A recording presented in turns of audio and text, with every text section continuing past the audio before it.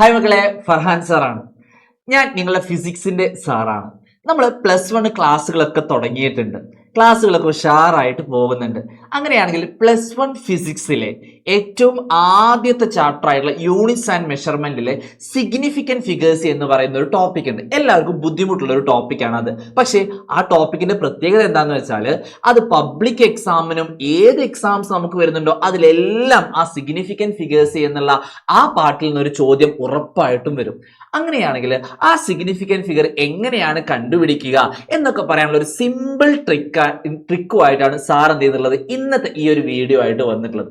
Maximum നിങ്ങൾ എന്ത് ചെയ്യുക, നിങ്ങളെ ഫ്രണ്ട്സിനൊക്കെ ഒന്ന് അയച്ചു കൊടുക്കുക. അവർക്ക് എല്ലാവർക്കും എന്ത് ചെയ്യട്ടെ, ഈ ഒരു ക്ലാസ് ഉപകാരപ്പെടട്ടെ കേട്ടോ. അങ്ങനെയാണെങ്കിൽ എന്താണ് സിഗ്നിഫിക്കന്റ് ഫിഗർ, അതിന്റെ ആ കോൺസെപ്റ്റ് പഠിച്ചുകൊണ്ട് നമുക്ക് എന്ത് ചെയ്യാം, മുന്നോട്ടേക്ക് പോകാം. ഓക്കെ, അപ്പൊ കോൺസെപ്റ്റ് ഓഫ് സിഗ്നിഫിക്കന്റ് ഫിഗർ അതാണ് സാർ ആദ്യമായിട്ട് പറയാൻ വേണ്ടി പോകുന്നത്. എടാ, എന്റെ കയ്യിൽ ഒരു ബോൾ ഉണ്ട്. ആ ബോളിന്റെ മാസ് 12.5 കിലോഗ്രാം എന്നുള്ളതാണ്. അത് കറക്റ്റ് ആണോ എന്നുള്ളതായ ഒരു സംശയം.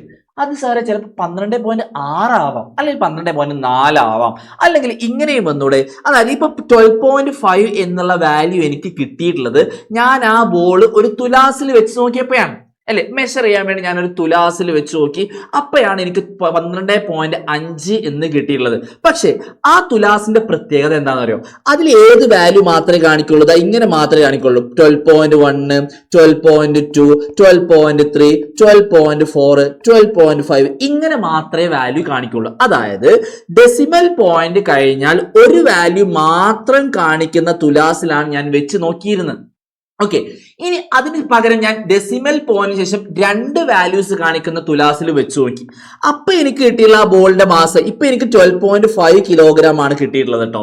ഞാൻ അത് 2 ഡെസിമൽ പോയിന്റ് വെച്ച് നോക്കിയപ്പം അപ്പൊ 12 എനിക്ക് ഏകദേശം കിട്ടിയുള്ള വാല്യൂ എന്ന് പറഞ്ഞാല് 12.49 എന്നുള്ള വാല്യൂ കിട്ടിയിട്ടുള്ളത്.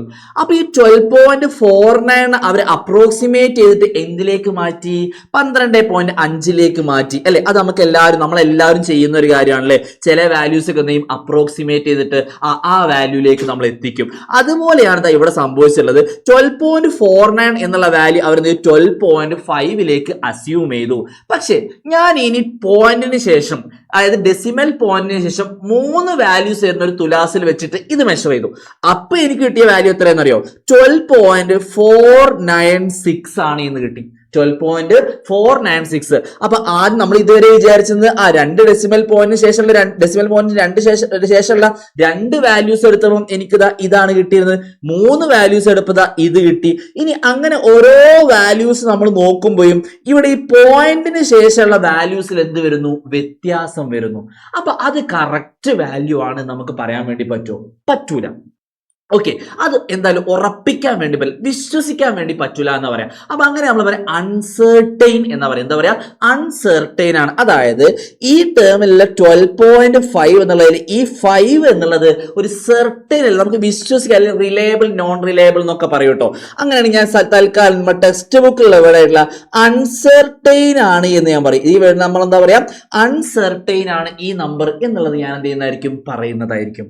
ഓക്കെ അല്ലേ? കാരണം അത് ഉറപ്പിക്കാൻ വേണ്ടി പറ്റില്ല. കാരണം ഓരോ തുലാസിനനുസരിച്ച് എന്ത് ചെയ്യുന്നുണ്ട്, ആ വാല്യൂ മാറുന്നുണ്ട്. പക്ഷേ ഈ 12 എന്നുള്ള വാല്യൂ ഇവിടെ എവിടെയെങ്കിലും മാറിയോ? ഇല്ല. ഇവിടെ നോക്കിയപ്പോഴും 12, ഇവിടെ നോക്കിയപ്പോഴും 12, ഇവിടെ നോക്കിയപ്പോഴും 12. അതിനൊരു വ്യത്യാസവും ഇല്ല. അങ്ങനെയാണെങ്കിൽ നമുക്ക് ഉറപ്പിച്ച് പറയാൻ വേണ്ടി പറ്റും ഈ 12 എന്നുള്ളത് നമുക്ക് വിശ്വസിക്കാൻ വേണ്ടി പറ്റുന്ന ഒരു വാല്യൂ ആണ്. അപ്പൊ ആ 12 നമ്മൾ സെർട്ടൈൻ വാല്യൂസ് എന്ന് പറയാം. എന്താ പറയാ, സെർട്ടൈൻ വാല്യൂ എന്നുള്ളതാണ് പറയാം. അപ്പോ ഒരു നമ്പർ നമുക്ക് തന്നിട്ട് അതിൽ എത്ര സിഗ്നിഫിക്കന്റ് ഫിഗേഴ്സ് ഉണ്ട് എന്ന് ചോദിച്ചാൽ അതിൽ നിങ്ങൾ ചെയ്യേണ്ടത് എന്താന്ന് വെച്ചാൽ അതിലുള്ള സെർട്ടൈൻ നമ്പേഴ്സ്, എത്ര സെർട്ടൈൻ ആയിട്ടുള്ള ഉറപ്പിച്ച് പറയാൻ വേണ്ടി പറ്റുന്ന എത്ര നമ്പർ ഉണ്ട് എന്ന് നോക്കുക. അതിന്റെ കൂടെ തന്നെ ഫസ്റ്റ് അൺസെർട്ടൈൻ നമ്പറും അത് ഡിജിറ്റും കൂടെ നമുക്ക് എന്ത് ചെയ്യാൻ പറ്റും, ആഡ് ചെയ്താൽ അതിൽ എത്ര സിഗ്നിഫിക്കന്റ് ഫിഗർ ഉണ്ട് എന്നുള്ളത് നമുക്ക് പറയാൻ വേണ്ടി പറ്റും. അതായത് ഒരു സിഗ്നിഫിക്കന്റ് ഫിഗർ എത്ര എണ്ണമാണ് എസ് എഫ് എന്നാണ് പറയാം. അത് എത്ര എണ്ണമാണ് എന്ന് കണ്ടുപിടിക്കാൻ എന്തൊക്കെ ചെയ്താൽ മതി? സെർട്ടൈൻ ഡിജിറ്റ്സ്, ഉറപ്പായിട്ടുള്ള ഡിജിറ്റ്സ് എത്ര എണ്ണമാണുള്ളത് നോക്കുക. അതിന്റെ കൂടെ ഫസ്റ്റ് അൺസെർട്ടൈൻ ഡിജിറ്റ്, ഓക്കെ, അതായത് ഫസ്റ്റ് അൺസെർട്ടൈൻ ഡിജിറ്റും കൂടെ നമുക്ക് എന്ത് ചെയ്യാൻ വേണ്ടി പറ്റും? സിഗ്നിഫിക്കന്റ് ഫിഗർ ആയിട്ട് കൺസിഡർ ചെയ്യാൻ വേണ്ടി പറ്റും. അപ്പൊ ഇതിൽ 12.5 എന്ന് പറയുമ്പോൾ 12 സിഗ്നിഫിക്കന്റ് എന്താണ്? സെർട്ടൈൻ ആണ്. അപ്പൊ അത് സിഗ്നിഫിക്കന്റ് ഫിഗർ ആണ്. അതിനുശേഷമുള്ള ഫസ്റ്റ് അൺസെർട്ടൈൻ ആണ് നമ്മുടെ 5 എന്ന് പറഞ്ഞാൽ. അപ്പൊ അത് എന്താണ്? ഫസ്റ്റ് അൺസെർട്ടൈൻ ആയത് അതും സിഗ്നിഫിക്കന്റ് ഫിഗർ ആയിട്ട് നമുക്ക് കൺസിഡർ ചെയ്യാൻ വേണ്ടി പറ്റും. അപ്പൊ ഈ നമ്പറിൽ എത്ര സിഗ്നിഫിക്കന്റ് ഫിഗർ ആണെന്ന് ചോദിച്ചാൽ നമുക്ക് പറയാം 3 സിഗ്നിഫിക്കന്റ് ഫിഗർ ആണെന്ന് നമുക്ക് എന്ത് ചെയ്യാൻ പറ്റും? പറയാൻ വേണ്ടി പറ്റും. ഇങ്ങനെയാണ് നമ്മൾ സിഗ്നിഫിക്കന്റ് ഫിഗർ കണ്ടുപിടിക്കുന്ന മെത്തേഡ്. ക്ലിയർ അല്ലേ? പക്ഷെ ഒരു പ്രശ്നം എന്താണെന്ന് വെച്ചാല് ഇത് ഓരോ നമ്പറിനനുസരിച്ച് സാർ ഇങ്ങനെ മാറിക്കൊണ്ടിരിക്കൂലേ. അപ്പൊ ഇതിന് മൊത്തത്തിലൊരു റൂള് വേണ്ടേ? അപ്പൊ ആ റൂൾസ് കൊണ്ടുവന്നു. അങ്ങനെ കുറെ റൂൾസ്, ഒരു 5-6 റൂൾസ് നിങ്ങൾ ഓൾറെഡി എവിടെ പഠിച്ചിട്ടുണ്ടാവും? നമ്മുടെ +1 സ്കൂളിലൊക്കെ എടുത്തപ്പോൾ നിങ്ങൾ കൃത്യമായിട്ട് പഠിച്ചിട്ടുണ്ടാവും. എന്നാൽ ആ ഒരു സാധനം നിങ്ങൾ റൂൾസ് ഉപയോഗിക്കാതെ ഒരു നമ്പറിൽ എത്ര സിഗ്നിഫിക്കന്റ് ഫിഗർ ഉണ്ട് എന്ന് കണ്ടുപിടിക്കാനുള്ള ട്രിക്കാണ് ഇനി സാറ് പറയാൻ വേണ്ടി പോകുന്നത്. അപ്പൊ എന്താണ് സിഗ്നിഫിക്കന്റ് ഫിഗർ എന്നുള്ള ഐഡിയ നിങ്ങൾക്ക് കിട്ടി എന്ന് വിചാരിക്കുന്നു. ഇനി അങ്ങനെയാണെങ്കിൽ നമുക്ക് ആ ട്രിക്കിലേക്ക് കിടക്കാം. എങ്ങനെയാണെന്നല്ലേ, ഇവിടെ നോക്ക്.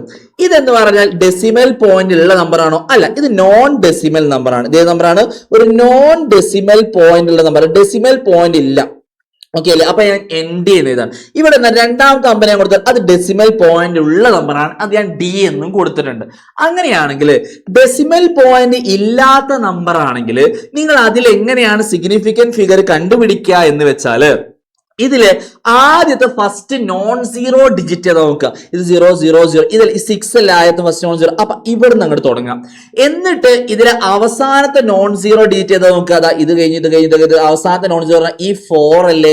അപ്പൊ ഈ 4 ആണ് ഇവിടുത്തെ അവസാനത്തെ നോൺ സീറോ ഡിജിറ്റ് എന്ന് പറഞ്ഞാൽ, സീറോ അല്ലാത്ത ഡിജിറ്റ്. അതിനുശേഷമുള്ള സീറോസ് ആണ്, അത് നമ്മൾ നോക്കേണ്ട. എന്നിട്ട് ഇവ എത്ര എണ്ണാണുള്ളത് നോക്കുക. അപ്പൊ 1 2 3 4 5 6 7. അപ്പൊ ഇതിലുള്ള നമ്പർ ഓഫ് സിഗ്നിഫിക്കന്റ് ഫിഗേഴ്സ് എന്ന് പറഞ്ഞാൽ എത്രയാണ്? 7 ആൾക്കാരാണ് നമുക്ക് പറയാൻ വേണ്ടി പറ്റും. അപ്പോ ഡെസിമൽ പോയിന്റ് ഇല്ലാത്ത നമ്പേഴ്സ് ആണ് എന്നുണ്ടെങ്കിൽ ഫസ്റ്റ് നോൺ സീറോ ഡിജിറ്റും ലാസ്റ്റ് നോൺ സീറോ ഡിജിറ്റിനെയും ഇടയിൽ എത്ര നമ്പർ ഉണ്ട് എന്ന് നോക്കിയാൽ മതി. അതിലൂടെ അതിൽ എത്ര സിഗ്നിഫിക്കന്റ് ഫിഗർ ഉണ്ട് എന്ന് നമുക്ക് ഈസി ആയിട്ട് കണ്ടുപിടിക്കാൻ വേണ്ടി പറ്റും. ഇതാണ് ഈ ഒരു കേസിൽ സാറിന് നിങ്ങളോട് പറയാനുള്ളത്. ഇത് നിങ്ങൾക്ക് ഓക്കെ ആണെന്ന് വിചാരിക്കുന്നു. ഇനി രണ്ടാമത് ഡെസിമൽ പോയിന്റ് വരികയാണെങ്കിലോ സാറേ, അതിൽ നിങ്ങൾ ശ്രദ്ധിക്കേണ്ടതെന്ന് വെച്ചാൽ ഫസ്റ്റ് നോൺ സീറോ ഡിജിറ്റ് എടുക്കുക, അതാണ് 4. ഓക്കെ, എന്നിട്ട് അവസാനം വരെ നോക്കിയാൽ മതി. അതായത് എൻഡ് വരെ നോക്കുക, ടിൽ ഡെത്ത് വരെ നോക്കാന്ന് പറയല്ലേ. അതായത് അവസാനത്തിലേക്ക് എത്ര നമ്പർ, അതായത് ഫസ്റ്റ് നോൺ സീറോ ഡിജിറ്റിന് ശേഷം എത്ര നമ്പർ ആണോ ഉള്ളത് അതൊക്കെ സിഗ്നിഫിക്കന്റ് ഫിഗർ ആണ്. അപ്പൊ ഇവിടെ നോക്കുകയാണെങ്കിൽ 1 2 3 4 5 6 7 8 9 10. ഇതിൽ എത്ര നമ്പർ സിഗ്നിഫിക്കന്റ്? 10 ആണ്. അതായത് ഫസ്റ്റ് നോൺ സീറോ എന്ന് പറയുമ്പോൾ ഈ 4 ആണ്. 4ന് ശേഷമുള്ള എല്ലാ ആൾക്കാരും എന്താണ്? സിഗ്നിഫിക്കന്റ് ഫിഗർ ആണ് എന്നുള്ള കാര്യം നമ്മൾ മനസ്സിലാക്കിയാൽ മതി. ഈ 2 കാര്യങ്ങൾ അറിഞ്ഞാൽ ഓൾമോസ്റ്റ് എല്ലാത്തിനെയും നിങ്ങൾക്ക് ചെയ്യാൻ പറ്റും, ചെയ്യാൻ വേണ്ടി പറ്റും. ഇനി ഇതിന് 1-2 എക്സെപ്ഷൻ കേസ് ഉണ്ട്, അത് അവസാനം സാറ് പറഞ്ഞുതരാം. ആദ്യം നമ്മൾ ഈ പഠിച്ചത് വെച്ചിട്ടുള്ള 1-2 എക്സാമ്പിൾസ് നമുക്ക് എന്ത് ചെയ്യാം, ഒന്ന് ചെയ്ത് നോക്കാം. ഇവിടെ നോക്കണേ. State the number of significant figures in the following എത്ര നമ്പർ ഓഫ് സിഗ്നിഫിക്കന്റ് ഫിഗർ ഉണ്ട് നോക്കാം. അപ്പൊ ആദ്യം ഡെസിമൽ പോയിന്റ് ഉണ്ടോ ഇല്ല. ഒന്നാമത്തത് ഇവിടെ എന്തുണ്ട്?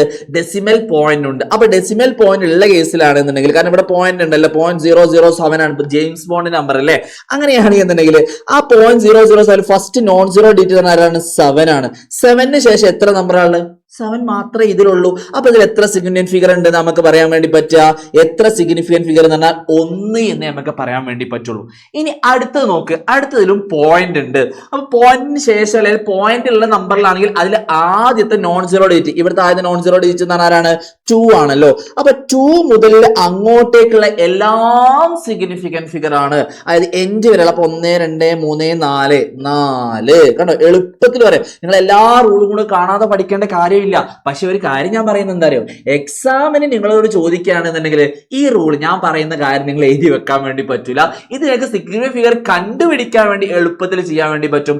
റൂൾസ് ചോദിക്കുകയാണെങ്കിൽ നമ്മൾ പഠിച്ചിട്ടുള്ള ആ റൂൾസ് തന്നെ കൃത്യമായിട്ട് അവിടെ എന്ത് ചെയ്യണം, എഴുതി വെക്കണം കേട്ടോ. ഇനി അങ്ങനെ അടുത്തേ നോക്ക് 6.320. ഇതിലും എന്തുണ്ട്, ഡെസിമൽ പോയിന്റ് ഉണ്ടല്ലോ. അങ്ങനെയാണെങ്കിൽ ഫസ്റ്റ് നോൺ സീറോ ഡിജിറ്റ് എന്ന് പറഞ്ഞാൽ ഇതല്ലേ 6 അല്ലേ, 6ന് ശേഷമുള്ള എല്ലാം എന്താണ്, സിഗ്നിഫിക്കന്റ് ഫിഗർ ആണ്. അപ്പൊ 1 2 3 4 ഇവിടെ എത്ര വരുന്നുണ്ട്, 4 എണ്ണമാണ് വരുന്നത്. ഒരു കോൺസെപ്റ്റ് കിട്ടി എന്ന് വിചാരിക്കുന്നു. റെഡി. അങ്ങനെ അടുത്തത് ഇവിടെ ഉണ്ട് 26.032 എന്നുള്ളതാണ്. അപ്പൊ അതിലും പോയിന്റ് ഉള്ളതുകൊണ്ട് ഫസ്റ്റ് മുതലുള്ള ലാസ്റ്റ് വരെ ഉള്ളതാണ് സിഗ്നിഫിക്കന്റ് ഫിഗർ ആണ്. അപ്പൊ 1 2 3 4 5. അല്ലാതെ നമുക്ക് ചില കേസിൽ നമ്മൾ റൂൾസ് ഒക്കെ നോക്കുമ്പോൾ 0 നോക്കണം, മറ്റേ നോക്കണം, പോയിന്റിന് ശേഷമാണോ നോക്കണം, പോയിന്റിന് മുന്നേ ആണോ നോക്കണം, അതൊന്നും ഇവിടെ നോക്കണ്ട. ഇനി അടുത്തത് ഇത് ഞാൻ നിങ്ങൾക്ക് ഒരു ഹോംവർക്ക് ആയിട്ട് തരാണ്. ഓക്കെ, അത് ഹോംവർക്ക് എന്ന് പറഞ്ഞാൽ ഈ വീഡിയോ കണ്ടിട്ട് ഇതിന്റെ അടിയിൽ നിങ്ങൾ ക്വസ്റ്റ്യൻ നമ്പർ 4 എന്നുള്ള ഈ നമ്പർ മാർക്ക് ചെയ്തിട്ട് അവിടെ നിങ്ങൾ എന്ത് ചെയ്യുക, ആൻസർ ഇതിൽ എത്ര നമ്പർ ഓഫ് സിഗ്നിഫിക്കന്റ് ഫിഗർ ഉണ്ട് എന്നുള്ളത് എന്ത് ചെയ്യണം, നിങ്ങൾ ചെയ്യണം കേട്ടോ. ഇനി അടുത്ത് നോക്ക് 2.000. നമ്മൾ ഇതുവരെ ചെയ്തതൊക്കെ പോയിന്റ് ഉള്ളതാണ് അല്ലേ. അപ്പൊ പോയിന്റ് ഉള്ളതല്ലേ, അപ്പൊ 2 ഇവിടെ വന്നിട്ടുണ്ട്. ക്ലിയർ ആണല്ലോ. അപ്പൊ പോയിന്റ് ഉള്ളതിൽ ഫസ്റ്റ് നോൺ സീറോ ഡിജിറ്റ് വരുമ്പോൾ 2 ആണ്. അതിനുശേഷമുള്ള സിഗ്നിഫിക്കന്റ് ഫിഗർ 0 ആയിക്കോട്ടെ, നമ്മൾ മൈൻഡ് ആക്കിയേ വേണ്ട. അതിനുശേഷമുള്ള എല്ലാ നമ്പറും സിഗ്നിഫിക്കന്റ് ഫിഗർ. അപ്പൊ 1 2 3 4 അപ്പൊ എത്ര ഉണ്ട്, 4 സിഗ്നിഫിക്കന്റ് ഫിഗർ.